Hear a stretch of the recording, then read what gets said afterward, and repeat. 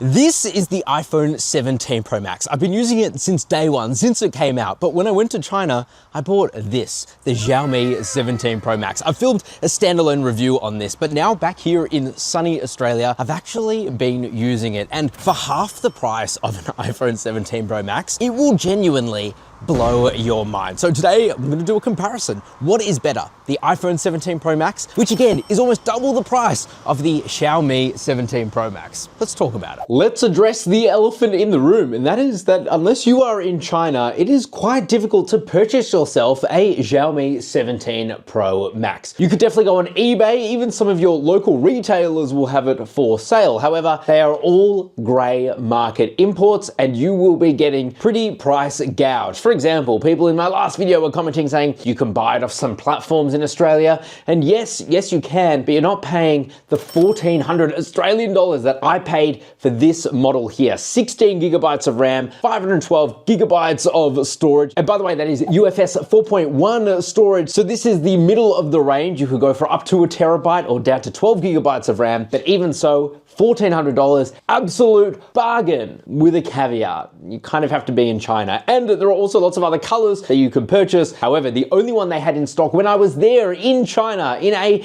town called Wuhu, it's one of their smaller large cities, well, only this color was available. So keep that in mind. But that is still so much cheaper than this, the iPhone 17 Pro Max. It starts in Australia at $2,199. That is a lot of money, and that is just for the base 256 gigabyte version. If you want to get 2 terabytes of storage, you're going to be spending $3,799 to get the 2 terabyte version. Literally, the storage is worth its weight in gold. So a mid-spec Xiaomi 17 Pro Max, if you can buy it at that price, $1,400, almost double if you want to get the 512 gigabyte version of the iPhone 17 Pro Max. That is already mind-blowing. But again, be careful, because you might be getting price gouged. And by the way, yes, I was actually thinking that this wouldn't work when I got back to Australia, that the 5G antennas would be different, but I'm pretty sure it's only a US issue, actually, because it's working fine for me here. I can take and make calls as easily as I like. Let's talk about the design and build though, because you're gonna notice that these things are quite similar. In fact, they weigh within 10 grams of each other. This is about 220 grams, it's about 230 grams. So yeah, very, very similar, and they feel very similar in hand.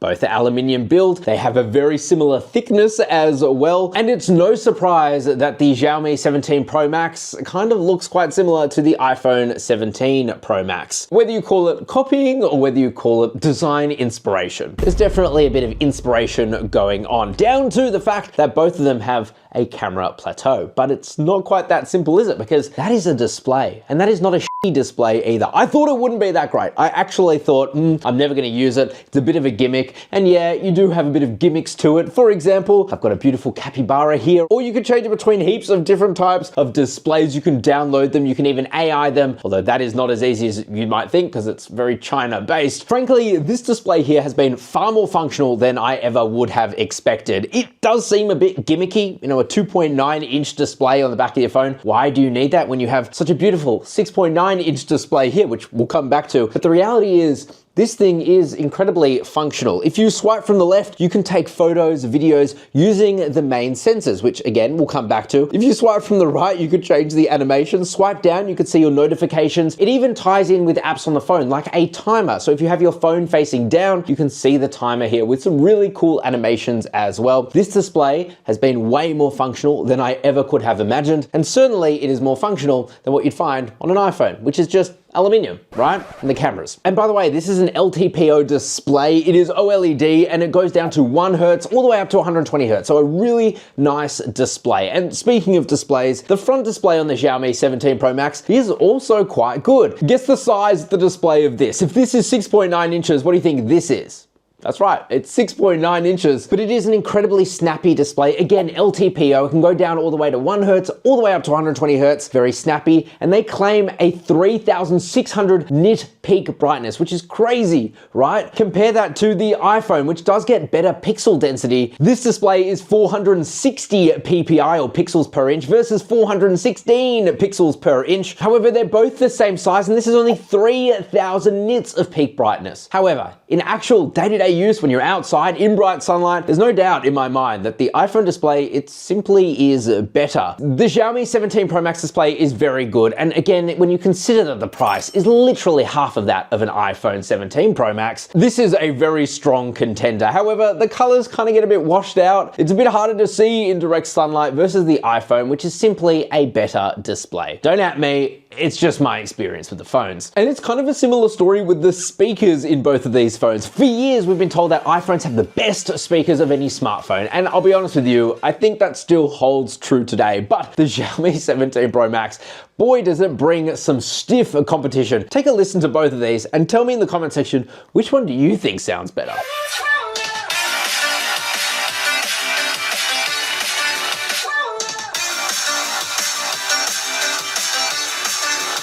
Honestly, it's not that clear, but to my ears, I do think the iPhone sounds just a little bit better. But this is a close competitor to the iPhone. Kind of the same story with the internals of these things. So again, this thing is a spec powerhouse. This thing is rocking the Snapdragon 8 Elite Gen 5. It's built on a 3nm process, and it's also got an Adreno 840 GPU. And at its price point, this thing is an absolute beast. The benchmarks versus an iPhone, which has an A19 Pro chip, the Xiaomi is slightly slower in single-core processing, but it is faster a little bit in multi-core processing, which is crazy considering that the A19 Pro chip is just so good. Combine this with the fact it gets 16 gigabytes of ultra-fast RAM, and like I said, UFS 4.1 storage, which is some of the fastest storage you can get. It is an absolute powerhouse inside of this phone. But there is more to the story. In GPU testing, the iPhone 17 Pro Max, it's about 40% faster versus the Xiaomi 17 Pro Max. Is that really noticeable in games? Well, when playing World of Tanks, which is a relatively demanding game at full resolution, 120 Hz, neither of these phones skip a beat. They're both very fast. Really, the intensity of mobile phone games hasn't progressed that much over the last few years, to the point where these powerhouses are being used to their highest degree. However, this phone here gets noticeably hotter while playing games or running really daily tasks versus the iPhone. And we'll talk about that a bit more in the battery section, but it's not as clear as these specs kind of make it out to be. But how do the cameras and the battery life of these phones hold up in day-to-day use? Well, let's talk about that. So, what about the cameras? Because this is an on-paper spec king. This thing has no less than 4 50 megapixel cameras. That's for the main shooter, the telephoto, and the ultra wide, which lives in this funny little thing down here, but it's actually quite a small sensor. And that beats out the iPhone, which has 3 48 megapixel cameras, and then the front facing camera, it's actually 18 megapixels, but because it's a square sensor, when you shoot a video, for example, in horizontal format, it will actually crop down to about 13 megapixels. So this wins by far on paper. It's also got optical image stabilization. You can really hear it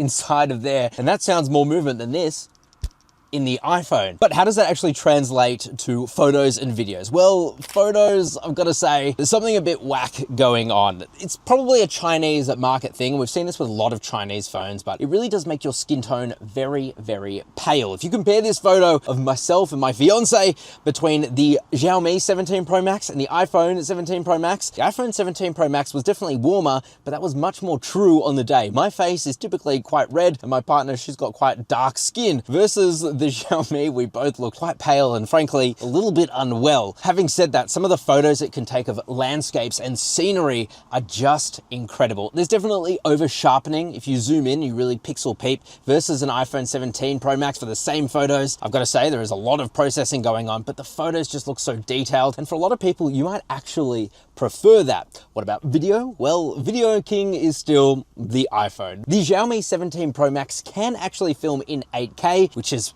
quite impressive, whereas the iPhone 17 Pro Max can only film in 4K. However, the stabilization of the iPhone is simply better thanks to its software trickery, but also when you're using the main sensor versus the telephoto, the colors, the contrast, it really does capture a better scene on the iPhone. And we capture a lot of cars, as you can see, and it just looks better with the iPhone, but it's really close. But so are the microphones, and you cannot discount the fact that this screen on the back here allows you to video yourself using the main cameras. At least you can't without seeing yourself. But let us know which combo is better. The main camera here filming in 8K with the inbuilt mics. This is filming 8K using the inbuilt mics here on a pretty busy road as well. What does it sound like? Hopefully not too. Or on the iPhone, the front-facing selfie camera, again, with the inbuilt mics. iPhone Max is 4K for this camera, the selfie camera, but it does have center stage, so I'm holding my phone vertically, which is pretty good. And how do I sound? Hopefully not terrible. It's worth noting as well, if you are a serious videographer, if you are filming with spatial audio on the iPhone, you can also change that really easily post-filming, and you can't really easily do that on the Xiaomi. At least I couldn't find it. Now, battery is where I've got to say I'm a bit disappointed. The Xiaomi 17 Pro Max comes with a massive 7,500 milliamp hour silicon carbon battery, supports up to 100 watts of wired charging. And by the way, it does come with that 100 watt charger in the box, but it's also 50 watt of wireless charging. However, there are no Qi 2 magnets, so you're gonna have to get yourself a Qi 2 compatible case. That's fine. The thing that I really don't love though is that this thing gets hot, and it gets very hot, and it seems to use up battery much faster than the iPhone 17 Pro Max, which, may I say, is pretty disappointing on paper. 4,800 milliamp hours for this one here with a SIM. If you have without the SIM, it's 5,100 milliamp hours, so that's not available to us in Australia. Only 40 watts of wired charging, only 25 watts of wireless charging. However, this thing stays much cooler than the 17 Pro Max. And so we've been finding that the 17 Pro Max runs out of battery actually faster than an iPhone 17 Pro Max. But don't take my word for it. Check this out. We have our gun here for temperatures. The temperature at the back of the 17 Pro Max Xiaomi, it's 33 degrees. That camera bump up there, it's about 33 degrees as well. The iPhone, 27, 28 degrees. Where the A19 Pro chip is just 31 degrees. So the iPhone just remains cooler, it has better thermals, and it doesn't run through battery quite as bad as the Xiaomi 17 Pro Max, which could also be because of software, running Android, it's not fully optimized. iPhone, it just does it better. And I was surprised too. Okay, before we talk about software, I've got to mention the beautification of kind of filters that you can get on the Xiaomi 17 Pro Max. I think they take things possibly a little bit too far. Again, this is a Chinese market phone. Is it coming to international markets? Well, rumors are suggesting that it might as early as the beginning of next year. However, if you turn on all these filters, take a look at a photo of me and Daddy Jacob.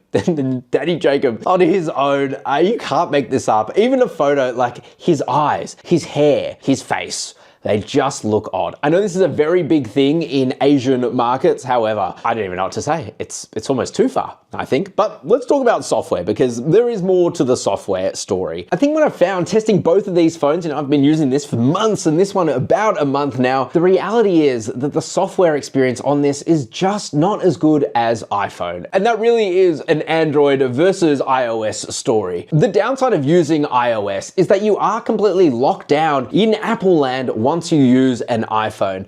iMessage, AirDrop, they have a bunch of features exclusive to iPhone, and when you connect them to your devices like a MacBook Pro, well, it really does lock you into their ecosystem, and that is kind of anti-consumer, which is not great. However, there is no doubt that iOS is built for iPhone, and therefore you do get benefits like better software optimization. The battery life on this is just absurdly good considering how poor the battery size is in comparison to the Xiaomi 17 Pro Max. But it's the smoothness, it's the ease of operation, loading apps. Not that you can sideload apps on Apple, but it's not like you're going to be able to do that very soon on Android anyway. So there's that. But it all just seamlessly works. And that has not been my experience using the Xiaomi 17 Pro Max. So it's running Xiaomi's HyperOS 3, which to be fair is very much aimed towards the Chinese domestic market. And so yeah, you get a bunch of bloatware, but people in China typically don't care about that. And in fact, they use a lot of the apps that are loaded onto it already, like Bilibili. However, because this is locked to China at the moment, it was a real pain in the ass to not only set up, which I actually got a store assistant to help me with, but also just to load the Google Play Store to download other apps. It was a bit of a process. Once that was all loaded though, and I came back to Australia and didn't have to use a VPN because I was getting blocked by the Great Firewall of China. Well, it is a very Android experience, but with the Hyper OS software on top, giving it a very Apple feel, and everything is very inspired by Apple, down to pulling down the carousel here and looking at all your quick selects. It's almost identical to that of the iPhone. Is that a bad thing? No, not really, because if you're going to copy the good stuff, and they have. However, I've also had issues, like I said, with getting really hot and kind of overheating. A few times now on phone calls, I've had people call me and they could hear me, but I couldn't hear them. And those kind of bugs are not something I have experienced on an iOS device, which again comes with its pros, but also, like I said, cons, you are locked in. It's been a fine software experience and things are very familiar to me. For example, the voice recording app, when you close it, it pulls up a kind of dynamic island, very much like an iPhone, which does the same thing. But really my main issue with this has been its overheating. And when you compare it to an iPhone, that does just mean much, much better battery life, which is very important to me as a power user. I could also nitpick, like this thing comes with Bluetooth 5.4, not Bluetooth 6, like you will find in an iPhone, just small things like that. Do they matter? Probably not, but they're just things that I do notice for a flagship phone, it probably should have the latest and greatest. Which I guess leaves me to my final thoughts. Let's talk about that. Okay, so am I going to be switching to the Xiaomi 17 Pro Max? The honest answer is I'm gonna dual wield these because there is something to be said about having this phone in your pocket. The camera's incredible, 8K, incredible, but they're still just not quite as good as the software that goes into the iPhone 17 Pro Max, and also other things like battery life. Yeah, they pump in a massive battery into this, but the battery life still isn't quite as good as the 17 Pro Max because the software experience is just hard. It's a difficult thing to use outside of China. So I think having both of these phones in my bag is really good. And also when you consider that as long as you're in China, this thing is half the price almost of a 17 Pro Max. I think for most people going out and buying one of these, you are gonna be super duper happy because performance is great, cameras are great, there's not too much to not like. But let me know what you guys think down in the comment section below. Which one would you buy? Would you use the 17 Pro Max or would you use the 17 Pro Max? Let me know in the comment section below. Subscribe to the channel if you are new, I'd love to have you around. Like the video too, it really helps the channel out, and we'll catch you in the next one. Ciao for now.